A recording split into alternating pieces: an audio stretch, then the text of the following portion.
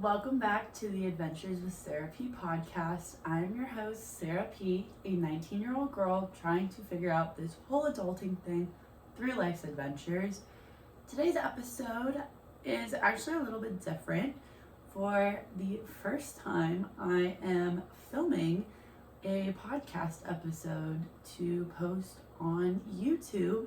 I started the Adventures with Sara P, the podcast, on YouTube just as a way for someone who might not be able to just listen to the audio without watching anything, have an opportunity to be able to listen in on the podcast while watching a video. So I'm super excited to now be able to share with you the podcast on YouTube. So that's all that's different with this episode. I just wanted to share that. So in case you have been struggling to listen in on the podcast on Apple Podcasts or Spotify just because it's just audio and you need a visual, I'm happy to share with you that you can now watch on YouTube as well as listen in, because YouTube has both audio and video. But yeah, that's actually all that's different with this episode. But I'm actually having a really great day. I just had a piece of cookie cake because my roommate surprised me with a cookie cake and some flowers for reaching 1,000 subscribers, which was so sweet. I started my YouTube channel, not the podcast YouTube channel, my YouTube channel, almost 5.5 years ago. And when I started the YouTube channel, my goal was to reach 1,000 subscribers because that's what you need to hit to start getting paid. And so that has been my goal for the past 5.5 years. And I have constantly put a video out on YouTube for the past 5.5 years, every Sunday at noon. And I'm so happy that my hard work finally paid off. But I wanted to talk about actually trusting the process, because not only is that something that took freaking forever, but it finally happened. You really had to trust the process. By you, I mean me. I had to trust the process on that one. But just in general, just trusting the process. I was talking to my friend Riley. If you don't know Riley and I roomed together last year in the dorms. We were, well, I guess we still are. We definitely are still teammates, but she's actually on the swim team. I'm on the dive team, and we are no longer roommates. She lives off campus, and I live off campus, but I'm on campus, if that makes any sense. So my apartment is considered off campus, but I'm on campus, whatever. Anyway, so we decided to live in different apartments just because I wanted to be closer to campus. She wouldn't be further away. But we get along very well. We're still friends. We did not end on bad terms or anything. But I was talking to her the other day, and I was just checking in because I hadn't talked to her for a while. And she was talking to me. We were just catching up, and we were just reflecting. And I was talking about how we made it through last year together, because I just felt like I was at one of the lowest points in my life. I was thinking about it. 3rd grade, I was at one of the lowest points in my life because I hadn't yet been diagnosed with my auditory processing disorder and my learning disabilities. And so that was a really hard year for me. And I just had a teacher that sucked, and she was read more. And it's that's not solving the problem, that's making it worse, whatever. So that was probably one of the lowest points in my life. Second was my freshman year of high school. I went to a private school, and all these other high schools merged into it. And so I didn't go to one of the schools that merged in, and I had no friends, and it was really hard and really stressful. So anyway, that's the second lowest point in my life. And the third lowest point in my life is freshman year of college. And that was because I had just surrounded myself with bad people that were very negative, and it was a whole thing, and it was just very not good. But we trusted the process. We made it through. We are doing so much better. But we were just reflecting on last year, because she had also mentioned that she was also not in a great place last year, and I actually did not know that. There were days where obviously you could tell after living with someone, you could just tell they're having a rough day. But it was just I guess I felt bad because I hadn't noticed, and I just felt like a bad friend that I hadn't noticed. But it was just nice to know that I also wasn't the only person struggling last year, because it felt like it. and it was just like hard. But we were talking about just how I had, like, we both just had to get through it. And for me, like, yes, I had surrounded myself by bad people, but not all of them had been like free of choice. Like, some of them were kind of like forcibly put onto me, and we had to work through it, and we had to trust the process. And so really just like reflecting with Riley, it made me think about how I just had to trust the process. And I am a big believer in things happen for a reason. And last year, my mom kept telling me that. She was like, Sarah, things happen for a reason. Like, it's going to get better. You're going to get through it. And it was so freaking hard to hear, because like it happened every time I called her. She was like, it's okay, just trust the process. Like, it's going to get better. And I didn't really understand, I guess, what trusting the process meant, or like what it was. I don't know how to describe trusting the process, but I'm gonna get to it. But anyway, it just like made me really frustrated every time she said it, because I'm like, I don't get it. Like, I don't want to get it. I don't get it. Like, this is stupid. Like, no, my life just sucks. And so then I was like, you know what? I'm done being negative. I'm done like having this negative attitude. I'm done always being sad, always being upset, like never being happy. I'm done with it. So then I decided to trust the process and turn my life around. And I am so happy I did that, because life has just gotten so much better since then. And so I wanted to talk about trusting the process, just because I was talking to Riley about how even this year I had been struggling again with just some like other stuff not related to last year, and how I like it was in diving, and so I was just struggling with that. And so I went to see our sports psychologist, and he was like telling me stuff, and I was just like, I don't get it. Like, this doesn't make sense. Like, I'm gonna do what you're saying, but like I just don't get it. And eventually I just like let it run its course, and things started to get better, and I like started to do my dives again. So I had a mental block, but we don't call it a mental block, we call it a brain freeze, I think. And it's like when the like, okay, so he described it, your brain, as there's like 3 parts.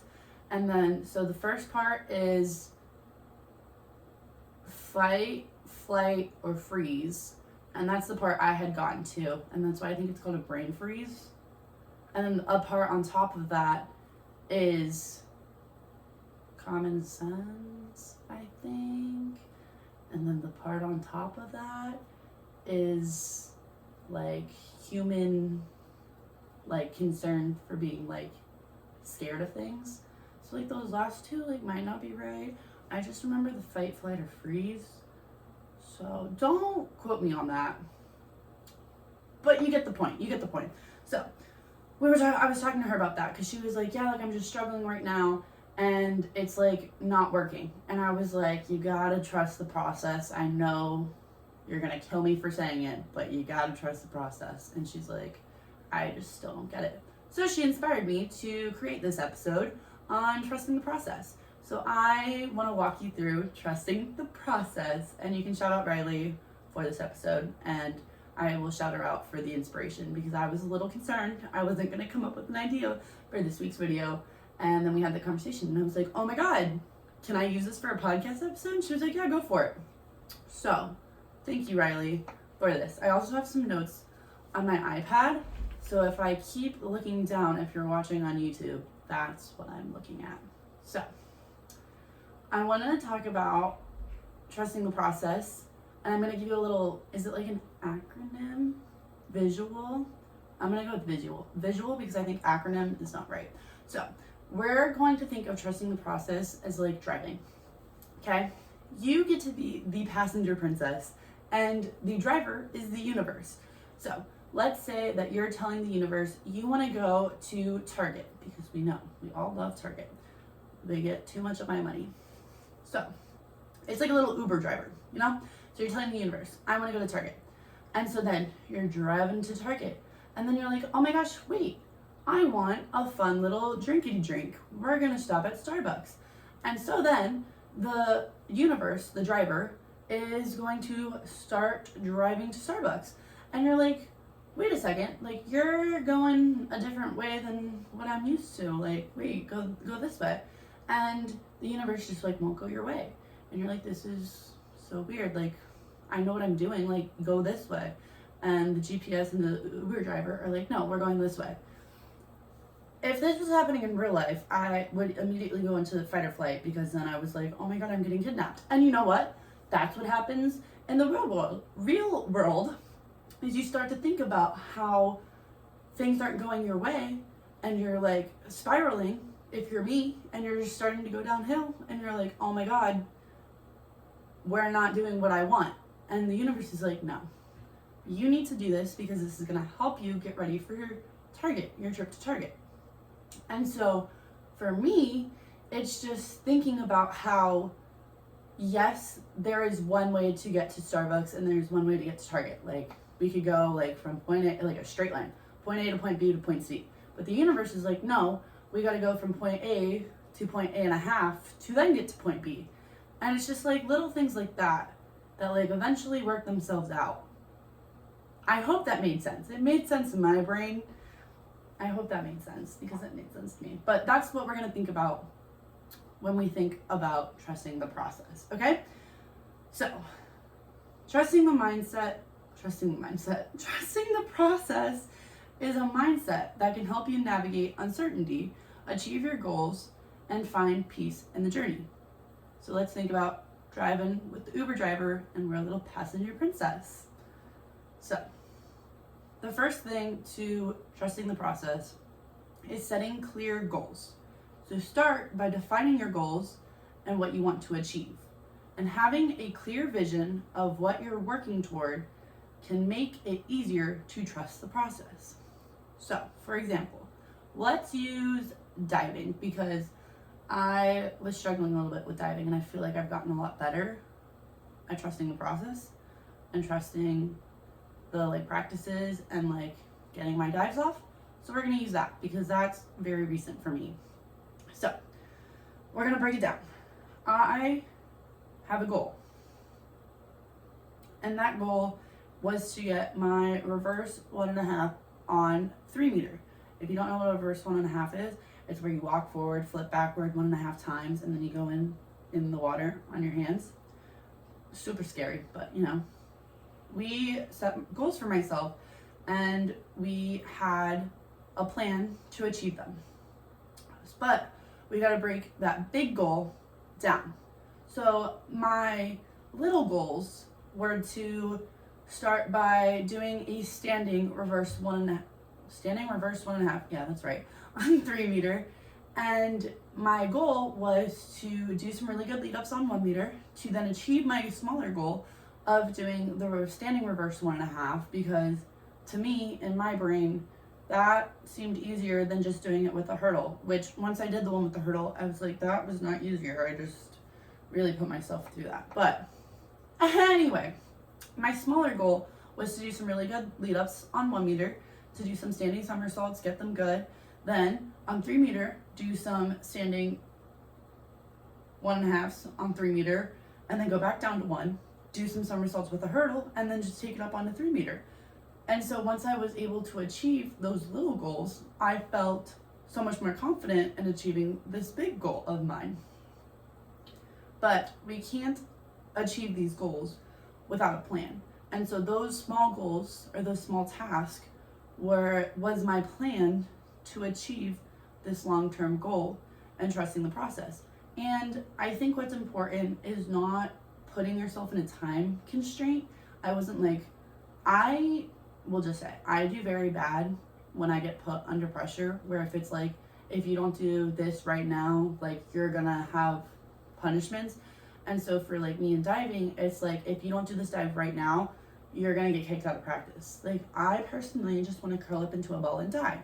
For other people, they're like, oh my God, this is my motivation to go.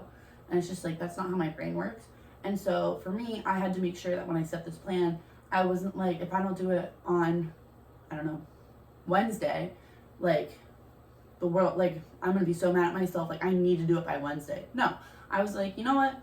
We're gonna start this goal on Monday. We're gonna work on it Tuesday. We're gonna work on it Wednesday. And if I get it off on Wednesday, great. But if I don't, like we're gonna keep going, keep working at this plan. even if it means like having to stay extra after practice or finishing my practice and having to do a little bit more after practice, fine. But as long as I'm able to keep working on this plan and keep working towards this big goal of mine, A-okay. That was my wrist that just popped. I don't know if you heard that.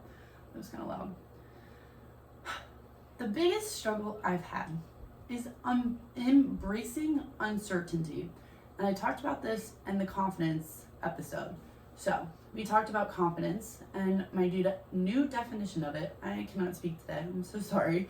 My new definition of confidence is, wait, now I really gotta think. I gotta pull this one out. Giving yourself permission to perform without a guarantee. I'm pretty sure I just got that word for word.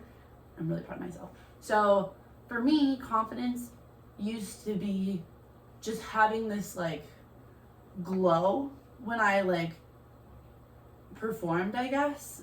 It's like, I don't know how to describe it. It's just like, I felt like I was like glowing, like I had this effect to be confident. I didn't really understand what confidence was, I guess. Like I just assumed it was when like you glowed and like you just had this like aura about you where you just like held yourself up high and you like knew what was going on. And so when I got this new definition of confidence, it really was like, no, confidence is being able to perform without a guarantee. So going up there to do this reverse 1.5, and what if I smack, I did it. I attempted to do it, and that I'm proud of that.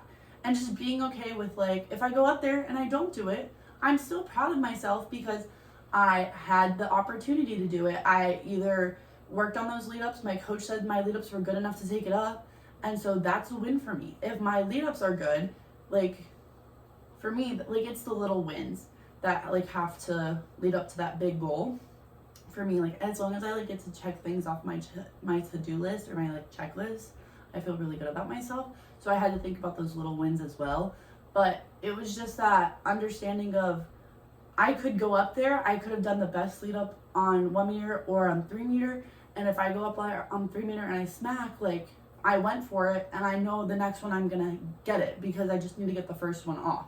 And so just understanding that there's no guarantee to how I was gonna do it, because most of the time when I do a new dive, I do it completely wrong and I don't do it like how I take it off, like a lead up is, and I take it off like either super fast or super slow and then I end up smacking.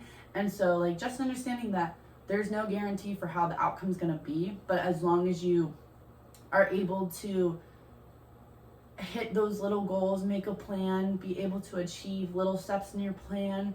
And I think for me, what was just the most important part was just like letting myself go, being like, that's okay if I don't do it, but as long as I tried my hardest and I know that I really couldn't get the dive off, like there was nothing I could do, like my feet just wouldn't move, that's okay. But it's the like what gets me is when I know I could have done it and I didn't do it. That's the hardest part. And just knowing that like, you know what, it's okay. We were just having an off day. We can come back tomorrow and we can just do a couple more lead ups, feel maybe a little bit more confident, and then go up and take it up. Because like I think especially in diving, it's really hard because diving is just such a mental sport. And so like, yes, my coach can tell me like you can go up there and you'll be fine. But for me, it's more of a like letting myself go and just like trying to be proud of myself for not only the little wins, but like just like getting up there to do it. And just like, I like don't even know how to describe it. You're just like, you are just proud of yourself because no matter what happened, like as long as you know you did your best, that is enough. No matter what the outcome is, no matter what the score is, like if I'm competing this dive, no matter any of that, like you just have to like let it go. And I know that's really hard, and just be happy with how you performed. And I think that mindset has really helped me in the long run, especially in this season, because we just had a meet this past weekend, and my goal for the entire meet was just to get this reverse 1.5 off on 3 meter. And so I feel like I was able to perform my best on this dive when I just knew that all I had to do was get it off. It didn't matter the outcome. It didn't matter like what was going to happen. as long as I got it off, like, I was going to be extremely proud of myself. If I made finals, great. If I didn't make finals, that's okay. Like, I did the dive, and that is good enough for me. And so I think that really helped me, like, get up there on the board and just hear Sara Parksville doing a 303C. And I just, like, walked down the board, did my dive, and I ended up getting 6s on it. And I was not expecting that, but I ate the entry, so I was really happy with that. But yeah, so I think just being able to embrace that uncertainty of just knowing, like, this could either go really well or this could go really bad, but I am prepared for both, and I'm going to be proud of myself no matter what. And obviously that doesn't just apply for diving, that applies for everything in life. And so I think having that mindset has really helped me in diving, out of diving, and, like, everything in between that I do. Okay, this next one is staying patient. I'm not great at staying patient. I get very impatient very easily. And so this one I feel like we can kind of, like, skip over if I feel like you need to. Like, it's okay. It's not for everyone. But I think for me, just staying patient looks like, again, being able to embrace the uncertainty and just being patient with myself and knowing that I have the whole week to get this dive off. If I get it off, if I'm not able to get it off until Friday, fine. If I don't get it off on Friday, also fine. But I just need to be patient with myself and work with myself to do good lead ups, to do all the work that needs to be done to eventually be able to do this dive. And again, outside of diving, that could look like I have an exam coming up. I swear, like, every time I record an episode, I always have an exam coming up. So, like, that kind of sucks. Like, exam season is going strong right now. But I think just being patient with myself and just knowing when to, like, max out and be like, okay, like, I need a break is super important. And so, like, for me, that's what, like, being patient is about, is knowing when you've hit your max and you need to move on, and then come back to it, or take a break and then come back to it. So for me, that's what being patient is all about, is just, like, being patient with yourself and just moving on when you need to move on and coming back to it later. The next thing I have is being focused on the present. This one is, oh, Siri wanted to say hello. Or Alexa wanted to say hello. Alexa, say hi. Hello. So, what was I talking about? Focus on the present. Being in the moment, I think, is so important, especially, okay, so in diving, I just remember my coach a few years ago telling me to compartmentalize. So now that is, like, my least favorite word, is compartmentalize. But compartmentalize is just, I was, like, focused on, I think I had an exam or something that was going on at school, and, like, all I was focused on was that at dive practice. And he was like, just compartmentalize. And I was like, my brain does not work like that. But it was, like, a good thought. Like, you know, the intention was there. But, you know, when you tell someone to, like, calm down when they're, like, not, like, when they're upset, that's how it felt. So, compartmentalize. So just, like, being able to separate and be present in the moment is super important. And so just, like, being focused in the moment, like, for me in diving, like, I feel like I've really improved on that, like, whole, like, school thing at practice and, like, other things at practice. And so just being able to be at diving, like, leave everything else behind the pool deck and just, like, be on the board, be on the pool deck, and just, like, be in the moment, I think is super important.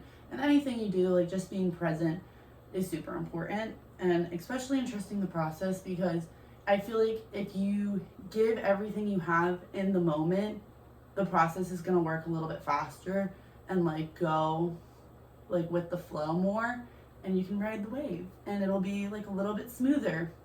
But I feel like if you're so worried about so many different things at one time, it's so hard to be present in the moment. And so then if you think back to it's not an analogy. I think it's an analogy, not an acronym. I think I said acronym earlier, and I totally meant analogy. So let's go back to the visualization that we did of the Uber, of the universe, and us being a passenger princess. And so if we're not in the moment in the Uber and we're focused on something else, we're gonna miss our, like, exits, and then we're gonna be, like, behind, or we're gonna like have to go reroute, and then we're gonna have to go through some more struggles, and that's not fun. But obviously, like, you can't be like focused like that every day, so take that with a grain of salt. But I think being present, especially when you're struggling, is super important. And I feel like it's even harder when you're struggling because you have so many different things you're focused on. And so just being able to compartmentalize and just like separate everything is super important to trust the process. I think finding support is super important. And I think that is what I really struggled with a lot last year, was just not feeling supported except by my parents and my therapist and like my friends back home. I think finding a good support system really helped me move to a better direction.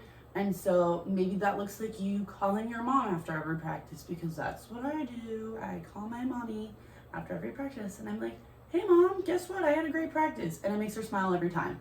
So either calling your mom, texting your friend, being like, hey, like, having a great day, how's it going for you? Or making sure you get your appointments with your therapist, because that's super important. And I feel like that's the only way I got through last year, was talking to my therapist at least once a week. So just creating a support system for you. For me, it's really like my parents, my friends, and my therapist, and surrounding yourself with people that really care about you and being able to support you. I feel like once I was able to create like a friend group that really was able to lift me up and had very positive personalities, I guess, positive outlooks, it really helped me change who I was. And that is something I will stand by, is if you surround yourself with people that do things that are bad, you're eventually going to start doing those bad things. And so once I was able to start having a more positive atmosphere around myself, I feel like it really changed how I looked at things for the better. So, yes. Lastly, I have celebrate small wins. I think it is so important to celebrate those little wins. As I was talking about earlier, just like at practice, having those like little things that led up to my 303 on 3 meter. I reversed 1.5. 303 is like the diving numbers for it. But 303 means reverse 1.5, in case you don't know. I think just being able to celebrate when I did that standing reverse 1.5 on 3 meter, I was terrified. I really thought I was gonna pee my pants on the board. I was shaking in my boots, like my heart rate was really high up there.